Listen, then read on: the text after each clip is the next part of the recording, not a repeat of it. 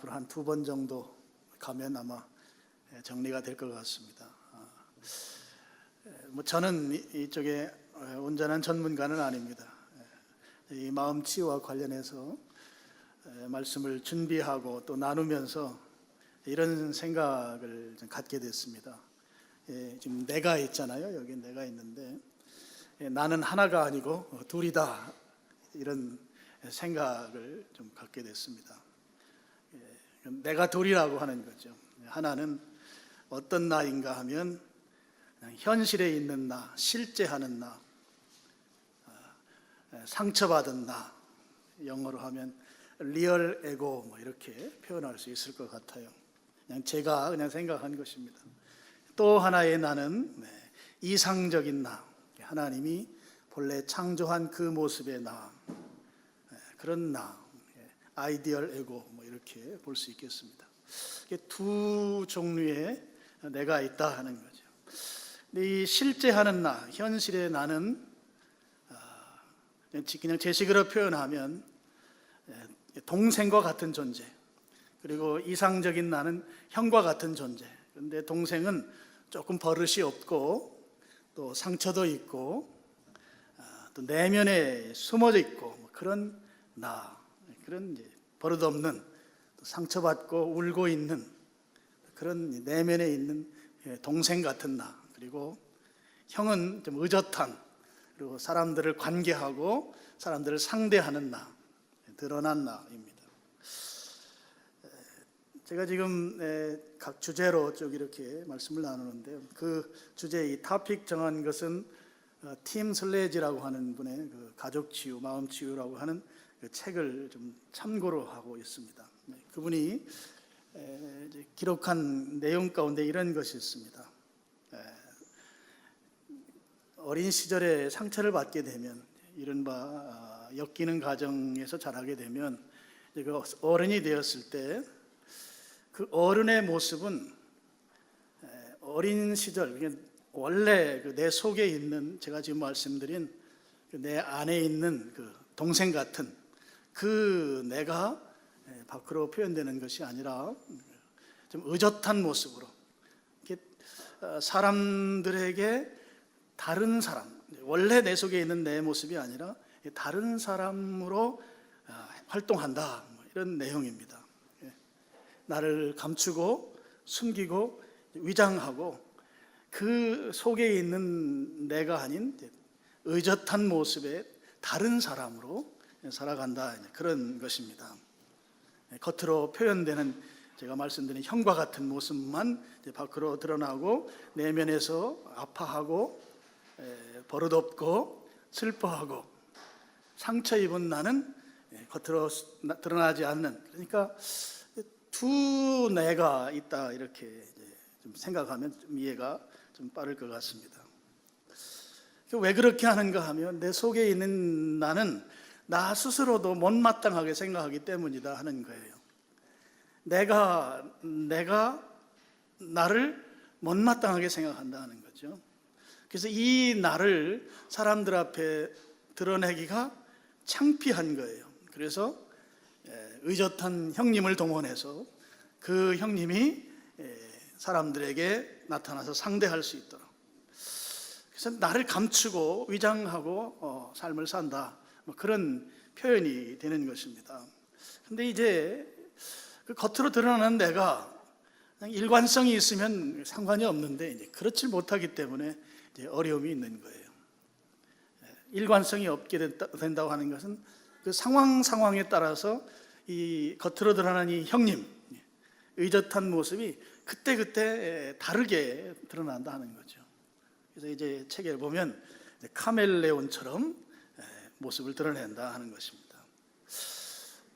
그래서 이 속에 있는 나는 겉에 있는 내가 보이기 때문에 사람들이 저 사람 괜찮다, 저 사람 의젓하다, 저 사람 박수 받을 만해, 이러면서 호의를 보일 때 이 속에 있는 내가 거기에 결코 동의하지 않는다 하는 것입니다. 오히려 동의하지 않는 정도가 아니고 저 사람이 나를 가지고 장난을 치는가 하면서 좀 불쾌하게 생각하는, 이 속에 있는 내가 그렇게 반응한다고 하는 것이죠. 스스로가 이 대인 관계에서 그런 어떤 반응들에 호의적이지 못한 그런 모습으로 살아가게 된다, 그런 말씀입니다. 여러분, 내가 나를 귀하게 여기고 또 내가 내 속에 있는 내가 건강하게 드러나는, 겉으로 나타나는 다른 사람처럼 보인 그 모습이 진짜 내 모습에 가깝게 되면, 그러면 그것이 바로 나를 사랑하는 것이고 오늘 설교 제목처럼 나를 이제 받아들이는, 용납하는 것이 되는데, 이제 그렇게 될 때에 진정한 인간관계를 이루면서 건강하게 또는 행복하게 살아갈 수 있게 된다 하는 것이죠. 또 이것은 우리 성경에 우리들에게 가르쳐준 교훈과도 이제 부합됩니다. 성경에 예수님께 제자들이 물었죠. 세상의 가장 큰 계명이 뭡니까? 그랬을 때 예수님께서 10계명을 아주 단순화시켜서 설명하죠. 하나님을 사랑하는 것, 바꿔 말하면 하나님께 예배하는 것이 크고 첫째 되는 계명이고, 그 다음에 둘째 계명은 내 이웃을 내 몸과 같이 사랑하는 것이다. 그래서 여기에 이제 뭐 첫째 계명 하나님 사랑, 뭐 둘째 계명 이웃 사랑, 뭐 이렇게 우리가 분류합니다만, 정말 중요한 부분이 나를 내가 사랑하지 못하면 하나님을 사랑하는 것도 어렵고 또 이웃에게 내 사랑을 전하는 것도 어렵기 때문에, 실제 우리가 이 나를 용납하고 나를 사랑하고 내 속에 지금 아파하고 있는 나를 잘 보듬는 이런 과정들을 통해서 겉으로 드러나는, 다른 사람처럼 보이는 이 의젓한 형님과 같이 내 내면에 있는 내가 동일화될 때, 그때 성경이 우리에게 가르치는 이 가르침대로 우리가 살아갈 수 있게 된다 하는 것입니다. 말씀대로 순종하며 살려고 하면 결국 내가 속에 있는 또 다른 나에 대해서 인정하고 그를 용납하고 그를 사랑하는 그런 과정, 그런 우리 삶에서의 그런 아주 중요한 이 자기 고백, 이런 것이 꼭 필요하다 하는 것이죠. 지금 우리의 삶은 뭐 우리 다 비슷할 것 같아요. 속에서, 내 속에서 아파하는 내가 있어요. 힘들어합니다. 또 상처가 있어서 좀 시체 말로 좀 버릇없는 내 속에 내가 있어요. 그리고 겉으로는 이 나를 그대로 사람들 앞에 노출하면 내가 우리 인간이라고 하는 것이 관계적 존재인데 살아갈 수가 없죠. 그러니까 또 다른 나를 등장시켜서 그 내가 의젓한 모습으로 사람들과 관계하면서 살아가는 것이죠. 그럼 이 내 속에 있는 좀 상처받은 동생 같은 나와 겉으로 드러나는 의젓한 나 사이에 이 간격이 멀면 멀수록 힘들고 고단한 거예요. 겉으로 드러나는 나와 속에 있는 내가 가까우면 그래도 우리가 그냥 살아갈 수 있겠는데, 이 간격이 멀면 나는 계속해서 나를 위장해야 하는데, 우리 삶이라고 하는 것이 어느 뭐 한순간만 있는 것이 아니고 우리 죽을 때까지 살아가야 되는 그 인생에 많은 사람들과 관계를 맺으며 살아가는데, 그 속에서 그 위장술이 계속 지속해 나갈 수 있는가? 그것이 어렵기 때문에 정말 고단하게 살 수밖에 없고, 그것이 또 힘들 수밖에 없는 그런 모습으로 우리에게 오게 된다 하는 것이죠. 근데 그것 또한 이걸 계속해서 위장할 수 있는 것도 또 못 되는 거예요. 내 속에 상처받고 힘들어하고 좀 뭔가 이제 그 개구진 또는 버릇없는 이 내가 아주 가끔 또 자기가 또 자기 모습을 과시한단 말이에요.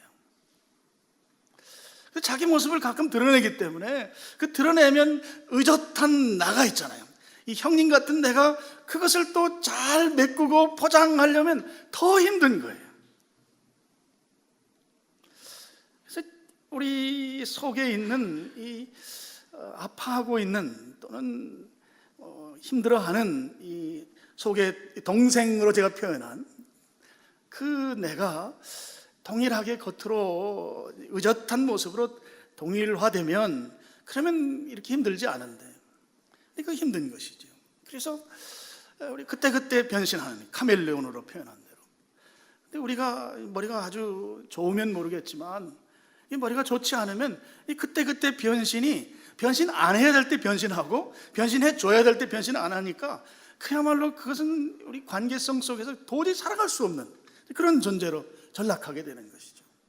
그래서 우리 거짓말하는 것도요, 똑똑해야 거짓말할 수 있어요. 똑똑하지 못하면 이 거짓말이 금방 드러납니다.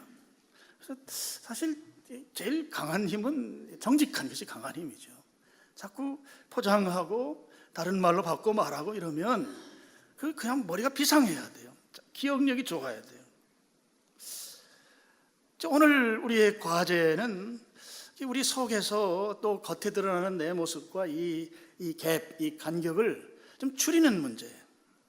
어떻게 해서든지 내 속에서 이 겉의 모습, 겉에 드러나는 사람들을 만나는 사람들에게 표현되고 있는 사람들이 평가하는 그 나와 내 속에 있는 이 아픈 내가 어떻게든지 좀 동일화되든지 아니면 좀 가까이 가서 내가 살아가는 삶이라고 하는 것이 좀 덜 힘든 또는 기쁨으로 넘치는 그런 삶으로 나가는 것이 오늘 제가 말씀을 드리고자 하는 핵심이 되는 것입니다.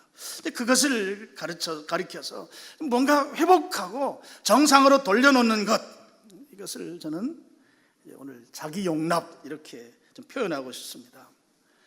여러분이 이제 이런 관련된 이야기를 듣거나 이제 책을 보면 이제 건강한 자아상을 갖는다 뭐 이런 표현을 하죠. 뭐 동일한 의미라고 생각하게 됩니다. 그러면 어떻게 하면 내 속에 있는 나와 또 사람들을 만나는 내가 좀 가까워질 수 있을까? 성경 구절 하나를 좀 소개하겠습니다. 고린도후서 5장 17절 말씀인데요. 여기 대부분 이 구절은 잘 아실 거예요. 우리 같이 스크린 보시고 읽어보겠습니다. 시작.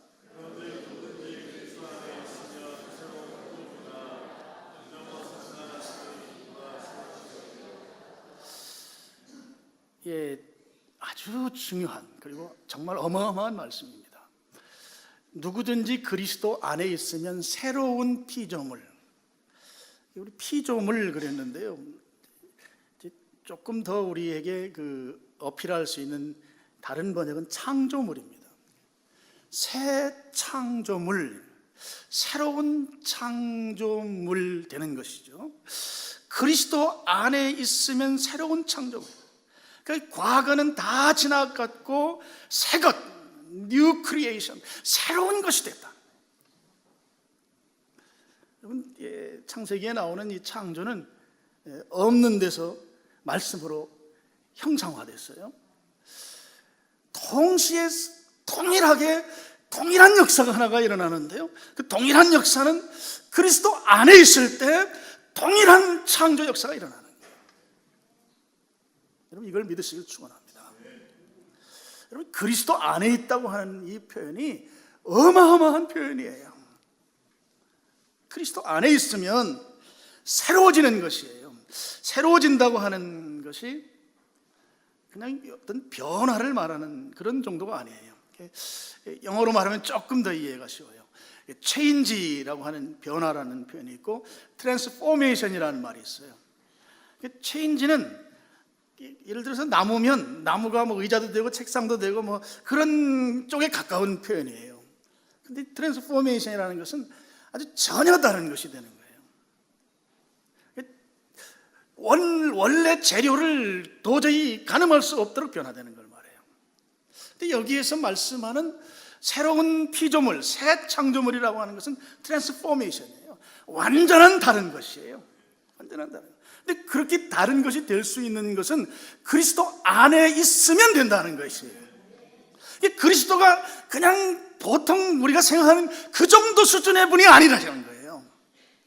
그리스도는 하나님이십니다. 그래서 여러분, 이 그리스도 안에 있다고 하는 것, 예수 그리스도 안에 있다고 하는 것이 우리를 전혀 다른 존재로 바꿔놓는다. 이 믿음이 필요합니다. 이 신뢰가 필요한 것이에요. 여러분, 고린도후서 5장 17절 보면 거기에 대상을 지목하죠. 누구든지라고 이렇게 되어 있습니다. 적어도 누구든지 안에 여기 있는 우리 전부 다가 포함이 됩니다.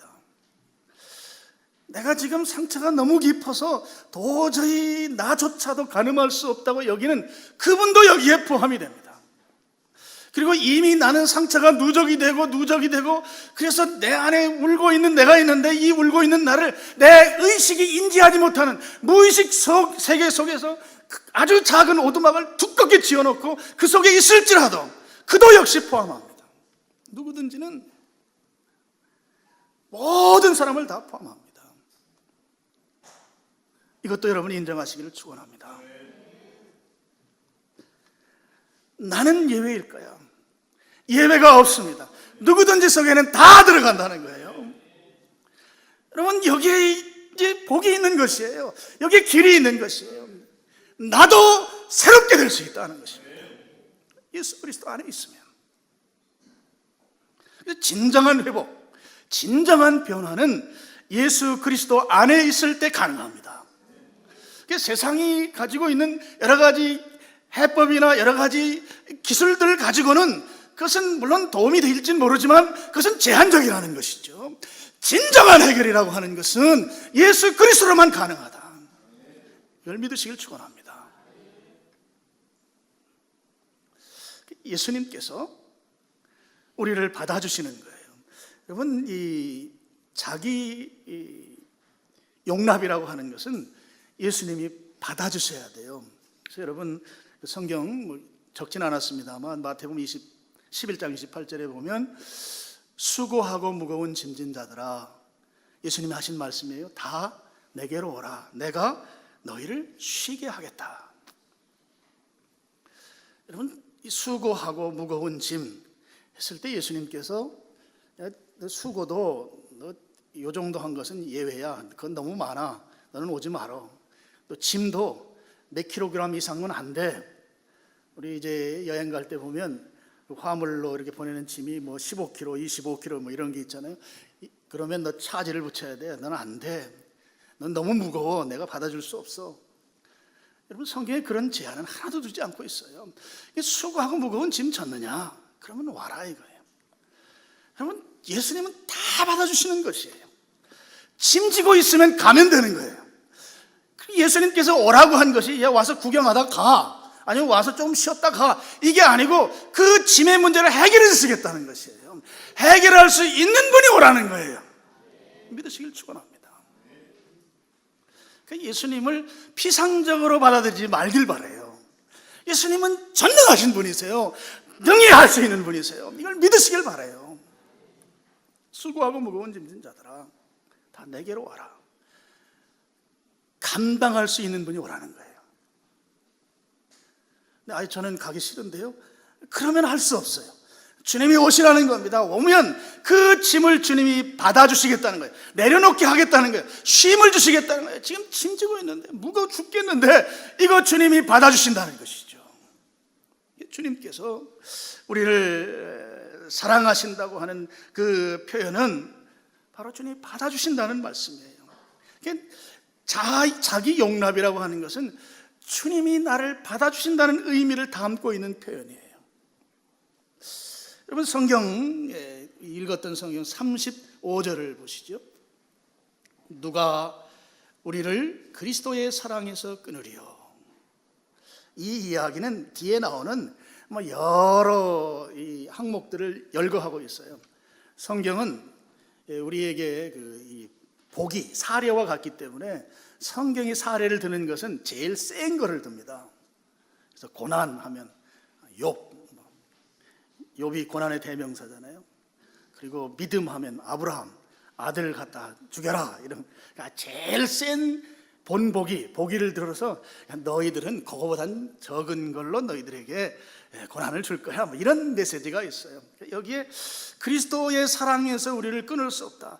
주님이 우리를 부르셔서 그 부르신 것이 사랑의 관계이고 그리스도 안에 있는 것인데, 부르셨다고 하는 것은 말씀드린 대로 우리가 안고 있는 모든 짐을 주님이 받아주시는 그 이 사랑의 관계를 주님이 원하신단 말이죠. 누구든지 다 오라는 거예요. 수고하는 짐이 있으면 누구든지의 열애는 없어요? 우리 전부가 다 포함이 돼요? 그럼 그 사랑의 관계가 그럼 이게 일시적인 관계냐? 그렇지 않다는 것이죠. 그러면서 관계를 끊어낼 것 것만 같은 그런 아주 센 것들을 다 소개하고 있어요. 35절 한번 같이 읽겠습니다. 시작.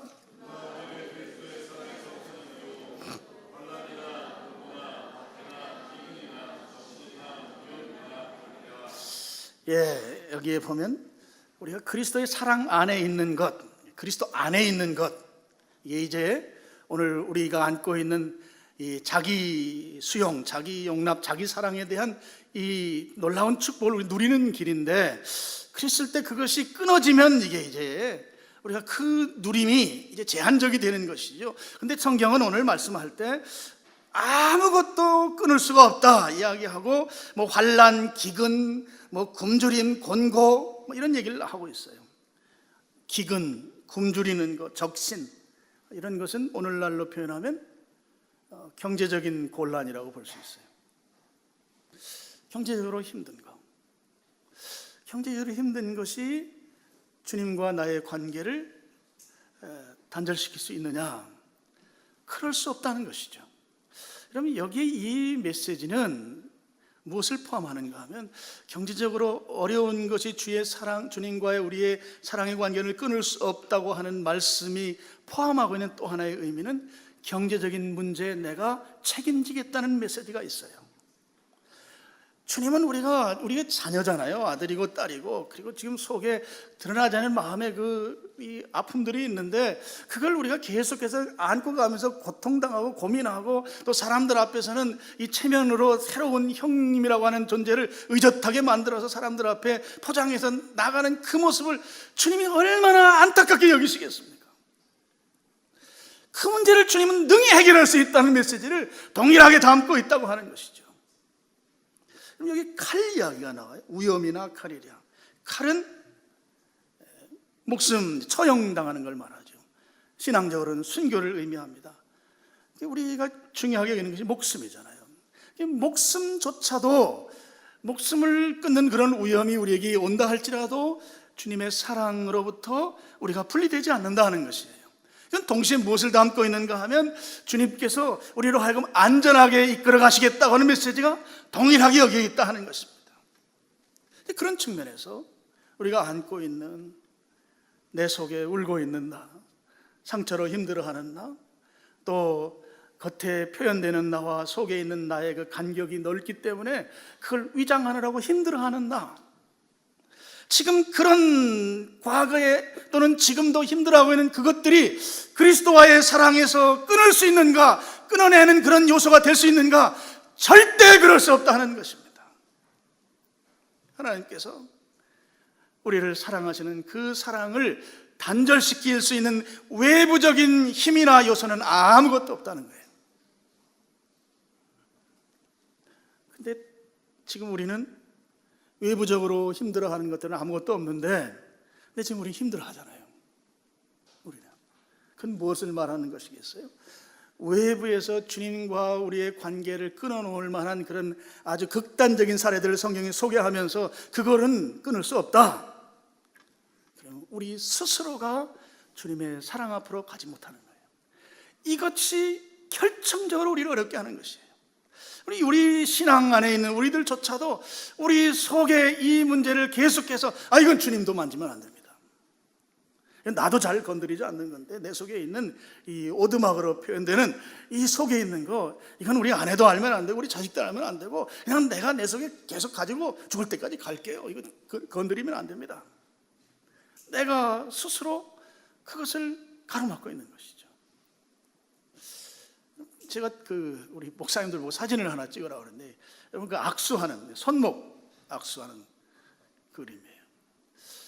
저렇게 악수하는 데가 있습니다. 어디서 하는가 하면, 여러분 고대 로마 군인들 전쟁터에서 전쟁하는 영화 같은 거 보면 악수를 손으로 이렇게 악수하지 않고 팔뚝 악수를 해요. 왜 그렇게 하는가 하면, 팔뚝에 뭐 이렇게 무기를 감췄는지 확인하기 위해서 그 사람들은 그런 식으로 악수합니다. 아마 제자 훈련 받고 이런 분들은 저 그림을 많이 봤을 거예요. 주님과 나와의 그 관계를 저런 관계로, 손악수가 아니에요. 손악수는 한 사람이 빼면 단절이 되잖아요. 근데 이 손목 악수는 그 다음 그림 한번 보여주세요. 우리 두 분 목사님의 손인데 하여튼 뚱뚱합니다. 한 사람이 놓아도 이게 끊어지지 않는 거예요. 근데 하나님은 놓을림 안무예요. 오늘 우리가 성경에 그걸 가르쳐주잖아요.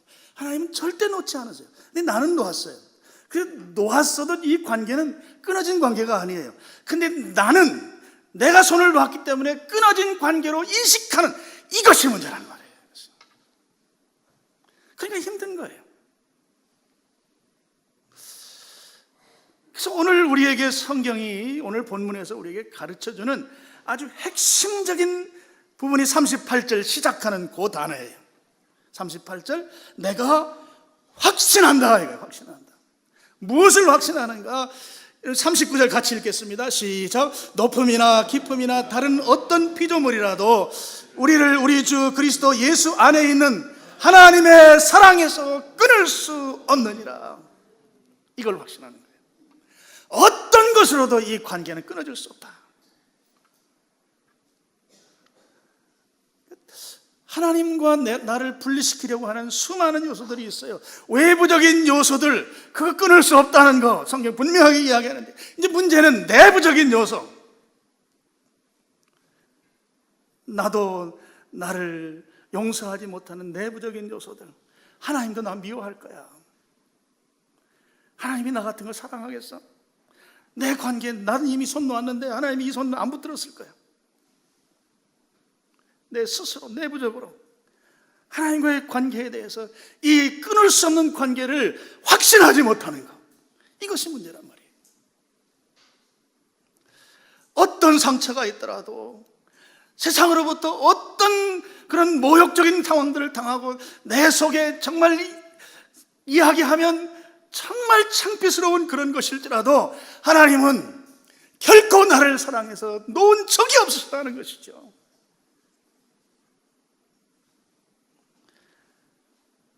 상처는 상처의 방향으로 성장합니다. 무슨 말인가 하면 상처는 덧나요. 상처 입은 사람은 상처가 자꾸 포개지게 돼 있어요. 이걸 해결하지 못하면 상처는 잘 받게 돼 있는 거예요. 이 말이 정답이에요. 잘 받아요. 상처 받는 사람이 상처를 잘 받아요. 왜냐하면 상처는 상처를 좋아해요. 이게 덧나는 거예요.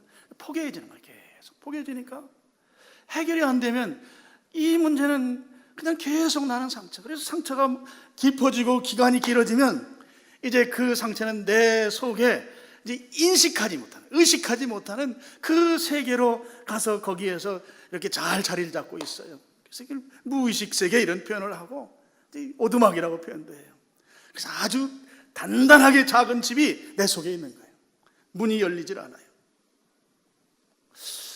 하나님이 나를 사랑한다고 하는 이 사랑의 이 확신이 그런 모든 것을 능히 파괴할 수 있다는 것이에요. 그림 하나를 좀 보여드릴게요. 그림. 여러분도 아는 그림이에요. 그림. 저 그림이 그 영국의 윌리엄 헌트라고 하는 사람이 그린 요한계시록 3장 20절 말씀을, 여러분 아마 이 그림 익숙하지 않을 거예요. 근데 이 그림이 그분이 그린 명화라고 해요. 세상의 빛이라고 하는 그 그림입니다. 요한계시록 그 녹화하는 그 그림이에요. 여러분 이 그림을 보면, 근데 왜 위를 이렇게 둥그렇게 해놨지? 이거는 원래 그렇지는 않습니다. 네모졌어요. 지금 한 집을 방문했어요. 근데 지금 손에 등을 들고 있어요. 밤이라는 얘기예요. 그리고 저 집의 문은 손잡이가 없어요. 손잡이가 안에 달려 있는 것이죠. 밖에서는 누구도 열고 들어갈 수가 없어요. 그래서 노크라는 거예요. 나다, 문 열어라. 그리고 저 그림을 잘 보면 저게 막 담쟁이 넝쿨이죠. 담쟁이 넝쿨이 문에 있어요. 그건 뭘 말하는가 하면 오랫동안 저 문을 열지 않았다는 거예요. 저 집은 지금 이미 오랫동안 문을 열지 않은 그런 집이에요. 누구 집이에요? 내 집이에요. 시간은 밤, 어두워요. 그리고 저 문은 사용한 적이 없어요. 밖으로 열고 나온 적이 없어요. 그 담쟁이 넝쿨이 그걸 증명해요. 그리고 여러분 이 길바닥도 여러분 저게 참 그런 것들을 다 섬세하게 묘사해요. 사람이 다닌 길이 아니죠. 그래서 오랫동안 열지 않은 문, 밖으로 소통하지 않는 그 문 앞에 누가 오신 거예요? 예수님이 오신 거예요. 예수님 오셔서 밖에서 열질 못하니까 노크하는 거예요. 나다, 문 열어라. 우리가 해야 될 일은 하나예요. 예수님의 음성을 듣고 문을 열면 예수님이 내 안에 들어와서 나와 더불어 먹고 나는 주님과 더불어 먹으리라. 요한계시록 3장 20절에 문을 여는 것을 로마서의 표현은 내가 확신하노니 이 표현인 것이죠. 여러분, 저 집이 내가 살고 있는 집. 근데 여러분 그걸 아셔야 돼요. 요한계시록은 교회를 향해 쓴 편지예요. 교회를. 그럼 뭘 말하는가 하면 저 집 주인이 불신자가 아니라는 그런 얘기예요. 믿는 신자들에게도 여전히 꽁꽁 숨겨놓은 집이 있다는 거예요. 오늘 우리들에게도 신앙생활을 하고 있고 신앙 연조가 길어서 20년 30년 되고 직분자가 되고 중직자가 되고 그렇게 신앙의 연조를 밟아왔지만 여전히 우리 속에 저런 한 번도 열어주지 않은 그 어두운 밤을 지내고 있는 그 고독한 집이 있을 수 있다는 것이죠. 그 집 문을 주님이 열라는 거예요. 여러분, 주님께 그 문을 열어드려야 되겠죠? 열어드려야 돼요. 난 너무너무 감사하다고 생각해요. 여러분, 만약에 그 집을 여러분의 배우자가 열어달라고 그렇게 열으라고 성경에 기록해놨으면 아마 여기서 저를 못 볼 분들이 한 서너 분은 될 것 같아요. 여러분의 배우자가 열어달라는 거 성경에 기록이 안 된 게 얼마나 감사합니까? 혹시 여러분의 자식들이 여러분 자식들 가운데 약간 막 따지는 형의 자식이 아빠 문 열어줘요 막 했는데 그 문 열었는데 그 여러분의 자녀가 차마 눈 뜨고 볼 수 없는 그 여러분의 마음속에 오두막이 있다면 이것도 큰일 날 뻔했잖아요. 근데 주님이 노크하시는 거예요. 끊을 수 없는 사랑을 가지고 주님이 노크하는 거예요. 그러면 우리는 그분에게 열어만 드리면 되는 거예요. 그럼 어떻게 열까? 그럼 보이스로 열면 돼요. 언어로 표현하시면 돼요. 주님, 내 마음을 엽니다. 주님, 들어오시옵소서. 소리를 내서 이야기하시는 거예요. 이것이 기도라고 표현하면 기도예요. 그렇게 말씀하세요. 지금 내 속에 울고 있는 데가 있어요. 내가 겉으로 드러나는 사람들을 대하는 그 의젓한 나와 내 속에 있는 이 울고 있는 나, 상처받은 나의 이 간격이 힘들어서 나를 포장하느라고 너무너무 힘들어요. 이거 해결해 주세요. 언어로 말씀드리란 말이에요. 언어로. 소리를 내서. 사람들이 있는 데서 이야기하는 거 그렇게 안 하셔도 돼요. 창피해요. 옆에 사람이 들으면. 우리 주님 정말 젠틀맨이에요. 우리의 그 부끄러워할 걸 다 아시고 또 사람들에게 말하라 하지 아니하고 주님께서 문을 두드리고 있고 너희들 문 열면 내가 너 문제 해결해 주겠다는 거죠. 내 속에 오두막이 있어요. 이 오두막에 저 예수님이 등불 들고 가시면 여러분 그 빠삐용 같은 영화 혹시 보셨어요? 빛이 들어오면 그 바퀴벌레 막 이런 것들이 순식간에 쫙 사라지잖아요. 그래서 내 속에 주님이 등 들고 오셔서 비추시면 밝아질 줄로 믿습니다. 해결될 줄로 믿습니다. 어떻게 해야 된다고요? 보이스로, 목소리로, 소리를 내서 말씀을 드리라고요. 생각으로, 묵상으로 말하지 말고 소리를 내서 말하세요. 주님, 내 속에 들어오십시오. 제가 주님께만 문을 열어드리겠습니다. 끊을 수 없는 그 사랑 가진 주님, 내 속에 들어오세요. 그래서 내 속에 감춰두고 해서 이미 의식세계에서 사라져버린 그 속에까지 주님이 빛을 비춰주세요. 그래서 해결해 주세요. 여러분, 주님은 그냥 우리가 알고 있는 슈퍼만 정도가 아니에요. 아까 말씀드렸잖아요. 그리스도 안에 있으면 새로운 피조. 주님은 정말 하나님이십니다. 능히 하실 수 있으세요. 그 주님이 내 안에 오시겠다는 것이에요. 열어드려야지. 여는 방법이 보이스로, 소리를 내서 말씀드리라고요. 내 안에 오세요. 나도 모르는 눈물 흘리는 나를 품어주세요. 나를 안아주세요. 나 사랑받고 싶어요. 사랑해주세요. 나는 한 번도 문을 열어본 적이 없는 외톨이에요. 외로워요. 내 안에 오셔서 나를 만져주세요. 다른 분이 아니고 주님이, 예수님이. 사람이 그러면 이거 난리인데, 이거 문제가 심각한데 주님이 그러신단 말이에요. 능히 하실 수 있는 그분께서 오늘 내 마음 문을 녹화하고 계십니다. 그분에게 보이스로, 주님이 음성으로 내 문을 녹화한다. 여러분 그냥 성경 보면 내 음성을 듣고 문을 열면 이렇게 돼요. 주님이 말씀하시니까 나도 동일하게 말씀드려야 돼요. 들어오십시오. 제가 문 열어드리겠습니다. 이렇게 하란 말이에요. 언어로 하란 말이에요. 언어로. 생각으로 하지 말고. 그러면 주님께서 내 안에 들어오셔서, 내 안에 들어오시고 싶어 하시는 그분이시니까 당연히 내가 마음문을 그분에게 열면 그분이 내 안에 들어오세요. 그래서 이 일을 시작하세요. 그래서 어느 날 보니까 내가 예전에 고민하던 그게 고민이 안 되고 있는 거예요. 할렐루야.